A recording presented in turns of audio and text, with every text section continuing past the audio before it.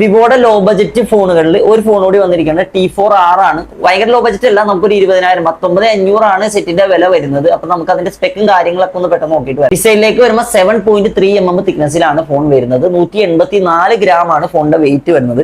Plastic type ആണ്, കാണാനൊക്കെ ഒരു വൃത്തിയുണ്ട്. ഇപ്പൊ നമ്മുടെ ഒരു V50 ഈ മോഡലിലൊക്കെയാണ് ഈ സാധനം വരുന്നത്. അപ്പൊ കാണാനൊന്നും അത്ര മോശമല്ല. അപ്പൊ ഡിസ്പ്ലേയുടെ സെക്ഷനിലേക്ക് വരാന്നുണ്ടെങ്കിൽ 120Hz റിഫ്രഷ് റേറ്റോട് കൂടിയിട്ടുള്ള 6.77 ഇഞ്ച് AMOLED ഡിസ്പ്ലേ ആണ് കൊടുത്തിരിക്കുന്നത്.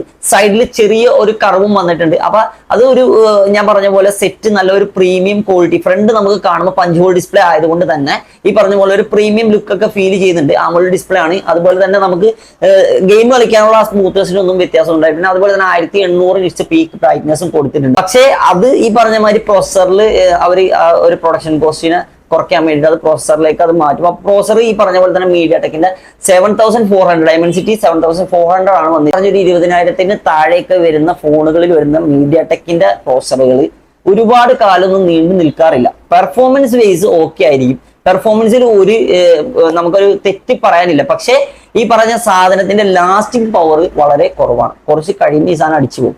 അപ്പൊ ആ ഒരു കാര്യം ഇതിനകത്ത് ഒരു ബാധിക്കുന്നുണ്ട്, ഉണ്ടാവാം. കുറച്ച് കഴിയുമ്പോഴാണ് പറയാൻ പറ്റുള്ളൂ.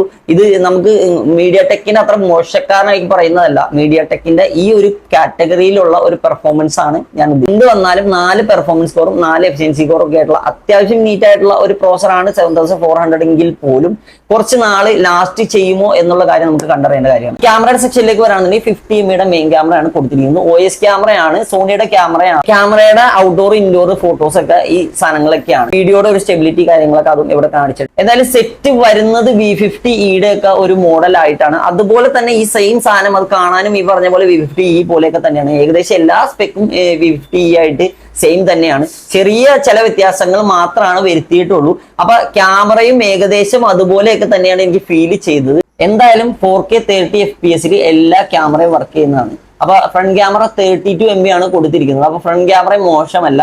20,000 രൂപയ്ക്ക് ഒരു മിഡ് റേഞ്ച് ഫോൺ എടുക്കണം എന്ന ആഗ്രഹത്തിൽ ഒരു 2-3 കൊല്ലമൊക്കെ ഉപയോഗിക്കാനുള്ള ഒരു സെറ്റപ്പിൽ എടുക്കാൻ പറ്റിയ ഒരു ഫോണാണ്. അല്ലാതെ കാലാകാലങ്ങളോട് ഉപയോഗിക്കാൻ പറ്റിയ ഒരു സെറ്റായിട്ട് എനിക്ക് തോന്നിയിട്ട്. എന്തായാലും ഈ പറഞ്ഞ GPU സൈഡ് ആണെങ്കിലും MediaTekന്റെ ഈ പ്രോസസറുള്ള 8 കോറുകളാണെങ്കിലും നമ്മുടെ ഗെയിമിങ്ങിന്റെ ആ സ്മൂത്ത്നെസ്സിനെയൊക്കെ കാര്യമായിട്ട് ബാധിക്കും. അത് അത്യാവശ്യം നല്ല ഒരു ഗെയിമിംഗ് എക്സ്പീരിയൻസ് ഒക്കെ തരാൻ പറ്റിയ ഒരു ഫോൺ തന്നെയാണ്. 44 വാട്ട്സോട് കൂടി 5700 mAh ബാറ്ററിയാണ് വരുന്നത്. അപ്പൊ ബാറ്ററിയുടെ സൈഡും ഈ പറഞ്ഞ പ്രൈസ് റേഞ്ചിൽ ഓക്കെ ആണെന്നാണ് എനിക്ക് തോന്നിയത്. 2-3 വർഷത്തേക്ക് കുറച്ച് ഗെയിമിംഗ് പരിപാടികളും അതുപോലെ തന്നെ ആ ഡിസ്പ്ലേയുടെ ഒരു ബ്രൈറ്റ്നസും ഡിസ്പ്ലേയുടെ ഒരു സ്മൂത്ത്നെസ്സും ഒക്കെ ഫീൽ ചെയ്യാൻ വേണ്ടിയിട്ട് കുറച്ച് നാളത്തേക്ക് ഒരു ഉപയോഗിക്കാൻ പറ്റിയ ഒരു സെറ്റ് ആയിട്ടാണ് ഫോൺ വരുന്നത്. അപ്പൊ ബേസ് മോഡൽ ആയിട്ടുള്ള 8128 വരുന്നത് 19,500 ആണ്. അപ്പൊ ആ പ്രൈസ് റേഞ്ചിൽ ഈ സെറ്റ് ഓക്കെ ആണെന്നാണ് എനിക്ക് പറയാനുള്ളത്.